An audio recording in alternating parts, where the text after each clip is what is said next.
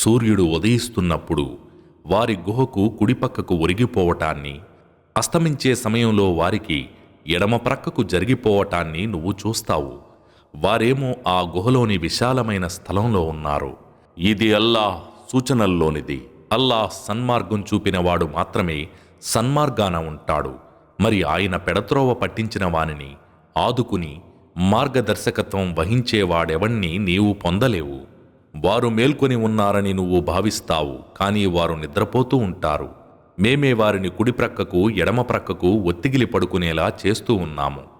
వారి కుక్క కూడా గుహ ముఖద్వారం వద్ద తన ముందు కాళ్లను చాపి కూర్చుని ఉండేది. ఒకవేళ నువ్వు వారిని తొంగి చూస్తే వెనుదిరిగి పారిపోతావు.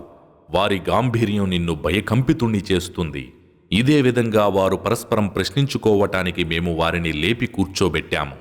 వారిలో ఒకతను, మీరు ఎంతసేపు ఇక్కడ విశ్రమించి ఉంటారు అని అడగ్గా, ఒకరోజో లేకో ఒకరోజు కన్నా తక్కువ సమయమో ఉండి ఉంటాం అని వారు సమాధానమిచ్చారు. మళ్ళీ ఇలా చెప్పారు, మీరు ఎంతసేపు ఉన్నారన్న విషయం మీ ప్రభువుకే బాగా తెలుసు. సరే, ఇప్పుడు ఈ వెండి నాణెమునిచ్చి మీలో ఒకరిని పట్టణానికి పంపండి. అతను వెళ్ళి అత్యంత పరిశుద్ధమైన భోజనం ఏదో కనుక్కుని అందులో నుంచి మీకోసం తినటానికి తీసుకువస్తాడు.